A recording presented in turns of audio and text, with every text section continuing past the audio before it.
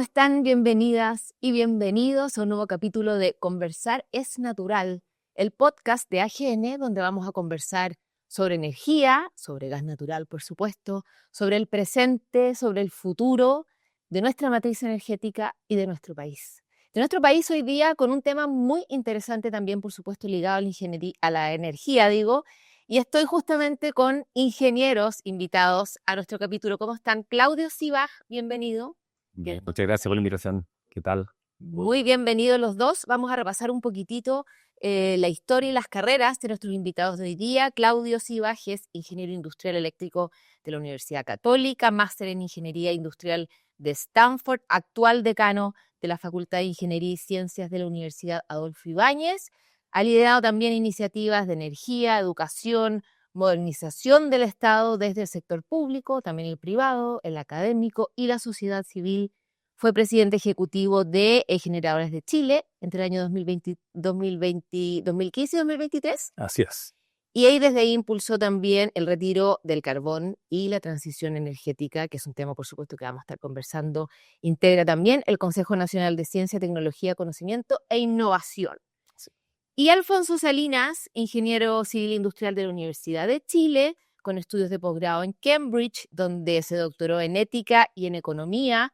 Es hoy día presidente de ACIVA, que es la Asociación de Empresas de la Región de Valparaíso, gerente de Estrategia y Sostenibilidad de GNL Quintero. Ha dedicado además gran parte de su carrera a buscar puntos de encuentro entre el desarrollo, lo productivo y también el bienestar colectivo. Y ya pueden ir adivinando entonces por dónde va la cosa de este tema hoy día. Ha trabajado con el sector público, privado y académico también.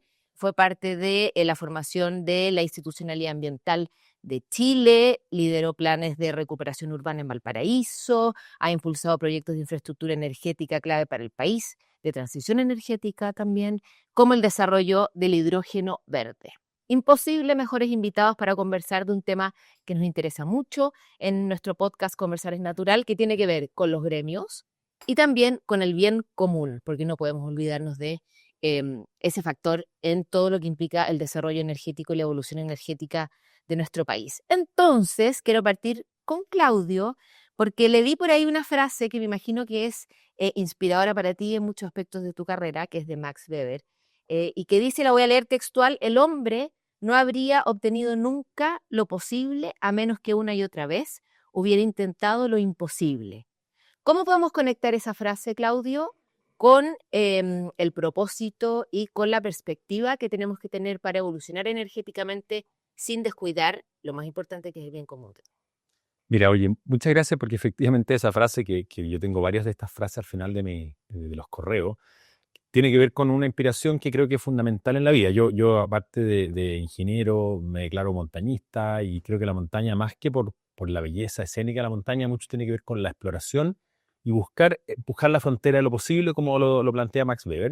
Y efectivamente han sido las personas que han empujado, no sé, los grandes exploradores de la humanidad, los grandes inventores de la humanidad, que han desafiado los paradigmas existentes, los que han hecho posible las transformaciones más profundas. Y por eso creo que en energía pasa lo mismo. En energía hoy día, las transformaciones que están ocurriendo, el siglo XXI, que tiene que ser un siglo de verdad, donde logremos que la energía, que ha sido el motor de bienestar de la humanidad, sobre todo los últimos 200 años, muy profundo, tenemos que mover una frontera nueva de lo posible, que significa transitar a un equilibrio entre lo que el planeta es capaz de sostenernos como humanos y su consumo energético, y eso pasa por fronteras, lo posible en lo tecnológico, en lo regulatorio, en lo social, en la relación con las personas que usan la energía. Entonces, pero hay que pensar fuera de la caja para ellos. Eso le basta con pensar que las cosas van a ocurrir porque van a ocurrir, sino que tiene que ver con los que han hecho estas transformaciones, en los que han liderado la creación de nuevas tecnologías y hacer que pasen. O sea, por ejemplo, no sé, Santiago, la ciudad que hoy día fuera de China tiene más buses de transporte público. Bueno, y eso fue una corrida de frontera posible y hoy día todo lo encuentran posible y todo el mundo nos está mirando. Es la que más tiene en el mundo, fuera de China. Y nos miran todos como, oye, ¿y era posible? Ya antes decían que no era posible. Y así creo que esto es súper importante para muchos ámbitos de la vida. ¿Y cómo vamos con Alfonso a propósito de lograr lo que parece imposible? Los gremios ahí pueden tener una fuerza increíble. ¿Cómo los gremios pueden encarnar, y particularmente el gremio relacionado con la energía, con el gas, encarnar esta persecución de evolucionar y de conseguir lo imposible sin perder de vista nunca el bien común. Claro, bueno, yo creo que la pregunta, o para responder la pregunta, uno podría preguntarse a la vez por qué cuesta tanto generar ciertas cosas. Incluso lo posible es difícil de hacer, lo imposible parece aún mucho más desafiante, y parte de eso tiene que ver con que hay muchas tensiones a nivel social que entraban como la pelota. Y dentro de esas tensiones, las caricaturas donde aparecen buenos y malos, muchas veces los empresarios vistos como gente que solamente persigue afanes de lucro espurios, digamos, terminan obstaculizando esas miradas. Creo que en el país está súper claro, es lo que nos ha pasado en Chile en estos años, y por tanto los gremios, el tener una agenda que sea muy clara, que de verdad tenga una inspiración en ojalá información lo más factual y objetiva posible, legítima, igual como es legítima otras posiciones, y en función de eso buscar ciertos consensos, ciertos acuerdos, ciertas vías de lo posible. Me parece que los gremios tienen un rol muy, muy relevante ahí, ¿ah? Hoy en día la política, en general, está todo un poco desgastado, y hay una crisis de confianza, ¿no es cierto? Y los gremios tienen una gracia que permanecen en el tiempo, cambian los gobiernos, muchas veces las políticas no siguen un curso sostenido en el tiempo, y los gremios pueden tener una mirada como de largo plazo, eh, poniendo sobre la mesa propuestas que sean serias, que sean factibles. Si no son capaces de hacer eso, los gremios, claro, caen en el descrédito general, y yo creo que ahí hay un espacio súper fructífero donde pueden confluir distintas visiones e intereses de una manera seria. En el fondo, los gremios están como por sobre este maniqueísmo que va dividiendo entre buenos y malos, que era lo que comentaba Alfonso. Pero ¿habrá algo, Claudia, que estamos dejando fuera en la ecuación que siente la opinión pública, que no se está considerando? A ver, yo creo que sí, hay varias cosas. Primero que nada, creo que hoy día hay una repensar, y a propósito del propósito, el por qué hacemos las cosas, y por qué surgen, por ejemplo, con mucha fuerza las empresas B, que tienen que ver con como una empresa, que son uno de los, a propósito de mover la frontera, son muchas veces las empresas en el sentido de emprender algo, que puede ser, como digo, Colón descubriendo América o creando una nueva tecnología. Que la empresa tiene que poder producir bien común. La empresa genera empleo, genera inversión, genera un bien que alguien en la sociedad demanda, pero colectivamente, y para eso surgen los gremios, primero creo que en el pasado han surgido más bien para la defensa del interés particular.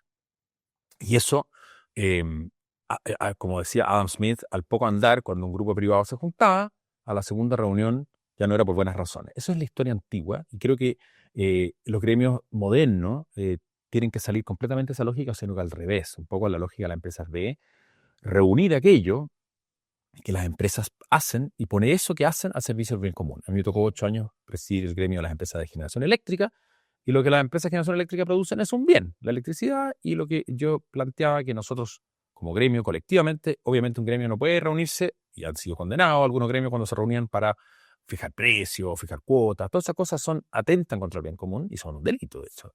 Y al contrario, un gremio tiene que poder reunirse para decir, mira, nosotros hacemos algo para la sociedad que entendemos que tiene desafíos de desarrollo, inversión, genera efectos ambientales, sociales, pero finalmente tiene que estar al servicio del bien común para eso. Y eso creo que eso es lo que, esa ecuación, ese salto de decir, ¿sabes qué, mano? No nos reunimos porque creo que han habido casos y sigue habiendo casos donde la creencia es que un gremio está para defender el interés particular. ¿Y cómo se nota o cómo se puede transmitir en el caso, por ejemplo, del gremio del gas o de la energía? ¿Cómo se puede transmitir a la sociedad o cambiar esa imagen que este gremio al menos tiene propósito? Mira, es muy difícil, yo creo, porque efectivamente, como decía Alfonso, hay una crisis de confianza. Entonces, lo primero que en general las instituciones tienen un desafío de superar esa brecha de confianza respecto de lo que plantean. Y lo más importante es la confianza, como dice el proverbio, crece lento como la palmera, pero cae a la velocidad del coco. Entonces, la desconfianza ha caído en muchos casos, y es muy difícil recuperarlo. Entonces, creo que es un proceso largo, consistente, Y obviamente tiene que estar sustentado en la realidad. Yo pienso, por ejemplo, en el gas natural. Yo, obviamente, tú lo dijiste, soy ingeniero eléctrico, tengo un corazón eléctrico, pero entendiendo la energía como un todo, la electricidad es solo el 20% de la energía que consumimos, entendemos, por ejemplo, que el gas natural ha servido al bien común en la ciudad de Santiago. Cuando en los 90 llegó el gas natural a Chile, contribuyó radicalmente a descontaminar la ciudad. La contaminación ambiental de la ciudad de Chile es probablemente por lejos el problema de bien común más grande de salud pública que tenemos en Chile. Al año mueren, hay cifras entre 6.000 y 8.000 personas, niños menores, adultos mayores, producto de la contaminación del aire, que es principalmente por la leña y por el diésel. Y el gas natural ha tenido, desde que llegó, una agenda siempre muy puesta para que cómo podemos descontaminar la ciudad de Chile. Y lamentablemente ha llegado muy limitado, no ha sido capaz de expandirse. Entonces, por eso digo que ahí hay un ejemplo concreto de cómo este bien ha podido jugar un rol. Probablemente el rol del futuro va a ser distinto al rol del pasado. Alfonso, ¿cómo puedes tú, desde más la parte gremial y quizás desde las empresas, cuánta necesidad hay o cuánto hemos avanzado en poder apuntar hacia el bien común con políticas compartidas desde políticas públicas y acciones de privados? Yo creo que hay que reconocer que los problemas sociales que enfrentamos son complejos. Voy a volver a esta idea del maniqueísmo. Sí. Y por tanto, si uno de verdad reconoce aquello, eso deriva de que no hay soluciones que sean evidentes y hayan unos malos que porque se concertan no permiten que esas soluciones se implementen. Esa visión no es así. En el caso de la energía, hay una conversación súper compleja. El marco usual que se usa es como un trilema donde uno trata de equilibrar distintas fuerzas, seguridad, precio, protección medioambiental, y lo trata de equilibrar porque la solución es trivial. Y por tanto, lo que uno, yo creo que tiene que intentar hacer es, por una parte, tener una disposición humilde a conversar, sabiéndose que no es poseedor de la verdad, pero tiene ciertas convicciones. Y en base a esas convicciones, defiende un punto de vista de la manera más objetiva posible y por tanto está dispuesto también a reconocer si está equivocado. Yo creo que si todos asumimos una posición de ese tipo, es más posible llegar a esas confluencias y esas soluciones de un problema complejo donde la verdad se construye entre todos un poco.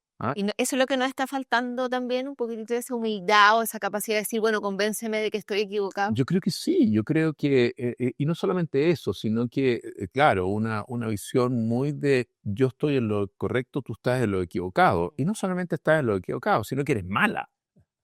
Y defiendes tu posición por solamente un interés espurio. Claro. Entonces, hay dos pasos ahí que son bien heavy, porque tú puedes decir, ya, yo puedo estar equivocado, pero además presumir que lo hago solamente porque me pagan un sueldo y soy un esbirro que defiendo algo que es indefendible. Y cuando hay personas que creen eso, tú decís, chuta, es complicado construir de esa forma. Claro. Porque al final, si uno reconoce que el problema es complejo, es difícil tener una mente tan grande para decir, mira, es súper evidente la solución y esto no se implementa porque gente como tú, por maldad y por tontera, no somos capaces. Esa posición es muy... Pero esto es una caricatura. No, yo voy a defender a Alfonso en este punto. Hay mucha gente que hoy día ha perdido la capacidad de lo que llamaríamos diálogo, sino que va a estar callado, dejándote hablar, pero en realidad solamente va a esperar el turno para replicar sin haber tomado en consideración y ponderado salvar la proposición del otro y ver qué hay de verdad en lo que el otro me está diciendo. No avanza la discusión. No, porque es una discusión en muchos casos de trinchera que tiene que ver a veces, por el otro lado también, de convicción ilegítima respecto de una agenda, pero una no disposición a encontrar aquello en lo cual todos podemos convivir, que es al final la esencia de la democracia.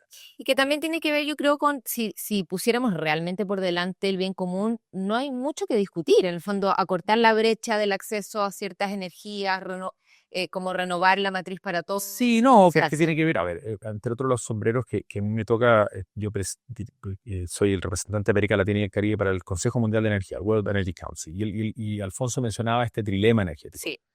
Cuando tú tienes un trilema y entiendes que el trilema es un equilibrio entre acceso a la energía, sostenibilidad de la energía. Acceso quiere decir que sea razonable pagarlo, Pagar, affordable, claro. que sea pagarlo, que sea seguro, que la energía no se corte. Por eso prima tanto el petróleo en el mundo, porque el petróleo tiene esa virtud que un líquido o transformable a gas licuado o a un montón de derivados diésel, porque es muy seguro en su transporte, pero no es muy sostenible. O sea, Claro. hoy día el petróleo, el 60% de la energía que consume Chile es petróleo.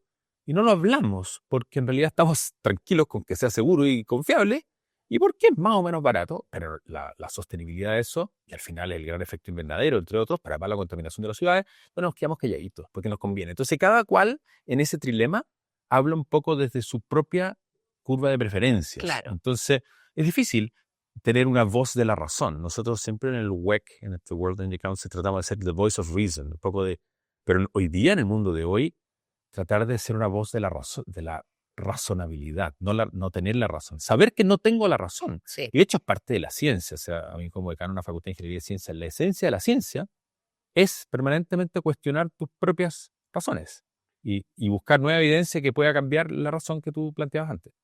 ¿Y hay posibilidades de rediseñar esta capacidad de diálogo que está quizá un poco dañada? Chuta. Mira, yo vuelvo a insistir, yo creo que déjame volver a la pregunta o a la afirmación que tú aventuraste, digamos, una hipótesis que si uno pone el bien común no debería ser tan complejo. Es que yo creo que es complejo, o sea, ponte tú, agárrate una de las patas del trilema, el tema medioambiental. Entonces tú tienes por una parte, así canónicamente hablando, tienes problemas que son globales, que es el cambio climático, ¿no es cierto? Y tienes problemas que son locales. Hay una trifulca grande Sí, en po. Chile con el hidrógeno verde en la Patagonia, que por una parte tiene una cosa benéfica en términos de cambio climático, pero por otro lado tiene que desarrollar una serie de infraestructura importante en zonas que son bastante vírgenes y hay gente que eso no le gusta. Entonces tú dices, ¿quién tiene la razón ahí? ¿Es trivial la solución? La solución que tú dices, a ver, si llenamos de turbinas eólicas, extensiones, pero muy grandes, Monumentales. miles de dólares o miles de dólares. Entonces tú dices, chuta, bueno, pero por otro lado tenemos el cambio climático. Entonces está lleno de esos trade-offs, está lleno de los trade-offs de costo y por lo mismo el tema es complejo. Al final, mira, si uno lo mira en la vida, es como, tú quieres estudiar, mira, es que a mí me gusta, soy bueno para pintar, pero también me gusta la biología, y también me gusta la medicina, y no sé si casarme con Juan o con Pedro. Los problemas son complejos. No. Entonces, cuando uno reconoce esa complejidad y tiene que tomar decisiones al final, claro, primero yo creo que hay una, depende de la disposición con que te pares, que vuelvo a insistir en el tema de decir, si uno reconoce que es complejo, al tiro se pone más humilde. Dice, mira, yo creo que Sí. está esto y está esto otro, y esto tiene estos pros y tiene estos contras, y chuta, tenemos que tomar decisiones. Después tienes que idear ciertos mecanismos de toma de decisiones. Para toda la discusión en Chile, ¿no es cierto?, del sistema de evaluación ambiental y de los permisos, y cómo eso se reforma, si es posible conciliar siempre en la protección medioambiental con el desarrollo económico, en ciertos momentos hay tensiones. ¿Quién toma esas decisiones? ¿Son puramente técnicas? ¿Son políticas? ¿Son éticas? ¿Debería participar la ciudadanía? Son todas discusiones bastante complejas. Sí, y a propósito de ese trilema, que es probablemente lo que complejiza tanto la discusión, si pensamos en Chile particularmente, ¿cuál de esas tres patas del trilema crees tú, Claudio, que habría que priorizar para... Pero eso, Bueno, que claro, pero tratemos un poco como de ir definiendo cuáles son los pasos que tiene que seguir Chile para realmente renovar su matriz energética. a ver, Chile ha sido un ejemplo global de la transición energética al siglo XXI. Y ahí hablo obviamente desde la energía renovable eléctrica y lo que es, por ejemplo, la transformación de ciertos usos. ¿Y por qué ha sido tan ejemplar?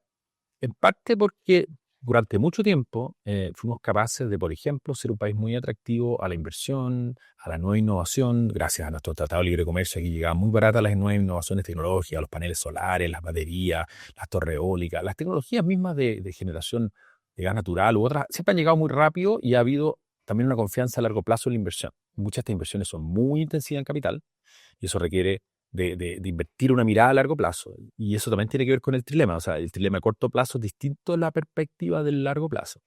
También tenemos mercados súper competitivos, que eso ha contribuido a que nuevas innovaciones lleguen y las anteriores quedaron fuera. O sea, el Claro. carbono hoy día en Chile no tiene ni un sentido, al igual como no tiene ningún sentido la energía nuclear, dada nuestra escala, a los riesgos que hay detrás. Entonces, para Chile es un ejemplo eso, más allá de además el hecho natural de tener uno de los desiertos con más sol del mundo, con las zonas patagónicas con más viento del mundo. Entonces, creo que, pero la razón más fundamental tiene que ver con nuestro consenso político país y una general regulación bastante de buena calidad. Entonces, eso es como lo que, por eso es un buen ejemplo de Chile. Y lo que nos falta hacia el futuro es caminar en resolver problemas de corto plazo que estén alineados con el largo plazo.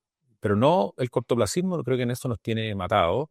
¿Y qué cosas son de largo plazo? Son aquellas inversiones que de alguna manera son del menor costo de reversión, que podemos decidir pues, cambiar, o sea, y obviamente que sean cambios, impactos irreversibles en la naturaleza. Yo creo que en ese sentido, lo primero es preocuparnos en el corto plazo, por ejemplo, la salud de las personas. O sea, ¿qué hacemos hoy rápido para que las ciudades donde viven millones de personas en Chile tengan un aire más limpio? Eso implica cambiar y sacar la forma como las personas se calefaccionan. Sí. Cómo cambiamos Santiago por la forma como se transportan, pero no binario, sino que busquemos la mejor solución. Y creo que en el mundo de hoy ha costado, y han sido buenos los procesos que ha habido en el sector energía, como lo fue Energía 2050, de la construcción de consensos para que todos podamos convivir. Y creo que eso nos falta recuperar. Creo que la Comisión para la Paz en la Araucanía fue un buen ejemplo, pero creo que ese tipo de espacios como país que requieren metodología de cómo construir ese consenso, en la forma como construimos un futuro energético donde Chile tiene todo para tenerlo. Tenemos los mercados, tenemos las regulaciones, tenemos además el cobre, que es esencial, tenemos el litio, entonces creo que nosotros podemos seguir siendo un gran ejemplo global, y lo somos, pero por sobre todo de nuestra capacidad de construir consensos y diálogo, y atraer talento, inversión, innovación.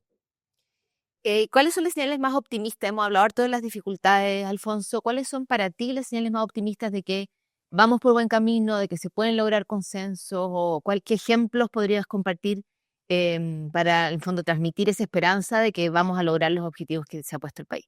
No, mira, yo creo que esto es algo que hay cosas positivas y hay cosas negativas. Sería absurdo decir que estamos en una situación horrorosa, Sí. pero también sería absurdo lo contrario. Obvio. ¿Ah? Hay desafíos súper importantes hoy de un tema que es muy básico, ¿no es cierto?, que es el precio. La electricidad hoy es cara en Chile en comparación con otros lados. Hay desafíos medioambientales que son complejos. Y yo diría que lo siento muy simple. A ver, y volviendo un poco al inicio de lo que decía Claudio, el ser humano hace relativamente poco hizo una revolución que es muy potente, que es poder usar de una manera concreta, práctica y económica energías que antes no podía, el sol, el viento, particularmente. Eso es tremendo. En algún momento, como se inventó la rueda, después se descubrió el motor de combustión, ¿no es cierto? Y el fuego, o antes el fuego. Había una película muchos años atrás de Guerra del Fuego, no sé si te acordáis. Ahora está el viento y el sol. La pregunta, y eso es muy bueno, la pregunta es, ¿vamos a ir a un mundo donde el fuego ya no va a existir y todo van a ser electrones? ¿O va a haber probablemente, en términos simples, como suele suceder en problemas complejos, un poquitito una suma de cosas, donde no va a haber una sola solución? Y van a haber un montón de cosas que van a ser eléctricas, probablemente la gran mayoría, pero van a haber también moléculas. Van a haber que pueden ser 100% renovables, como el hidrógeno verde, o como el gas natural, y otras soluciones tecnológicas que se desarrollen. Y probablemente ese mix es lo que nos están costando mucho encontrar. Y yo creo que nos está costando encontrar por esto que hablábamos antes, por una cosa de pasarse de repente 3 pueblos, que a lo mejor es necesario, hay gente que es necesario. Claro. Toda la visión, ¿no es cierto?, política del marxismo es una lucha, donde yo pongo una posición y exijo otra. También pueden haber soluciones que sean más consensuales. Yo tiendo a simpatizar más con lo segundo que lo primero, que todo tenga que ser tan pasarse 3 pueblos para negociar, en vez de decir, oye, ¿por qué no somos todos más sensatos y más adultos y reconocemos que probablemente se va a dar un mix Y en la medida que hagamos eso, yo creo que vamos a ser también capaces de avanzar más. Pero tenemos un montón de desafíos y tenemos un montón de cosas buenas en Chile, de todas maneras, que lo resaltó muy bien Claudio. Vamos a empezar a terminar ya nuestro capítulo de Conversar es Natural y quiero dejarles un ratito para un cierre cada uno si se le quedó algo demasiado importante del tintero que compartir y también si nos pueden comentar algún ejemplo internacional quizá que podríamos los auditores y todos los ciudadanos estar atentos a ver cómo se va desarrollando algo que quizá pudiese aplicarse también, o sea, un ejemplo cercano a lo que podría pasar en Chile. Mm. A ver, pero yo primero que nada creo que a propósito de la pregunta inicial de hacerlo, tratar de mover la frontera de lo posible haciendo lo imposible, es que yo creo que es posible lo que queremos hoy día imposible, encontrar estos espacios de construcción de bien común, de visión compartida.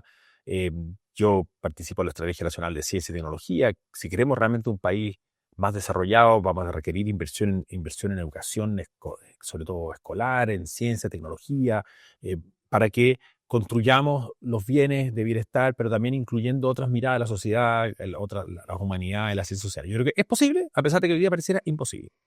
Y por lo tanto, yo soy un positivo empedernido, sobre todo un optimista total en este sentido, no desconociendo y no siendo obviamente ciego a las enormes brechas que tenemos, brechas de equidad, brechas de lo que la amenaza que puede ser o la virtud de la inteligencia artificial y todas las emergencias tecnológicas que hoy día es como la época de la revolución industrial, tenemos una revolución, ¿no es cierto?, social inteligente. Entonces, pero yo creo que Chile tenemos capacidades para abordar esa brecha.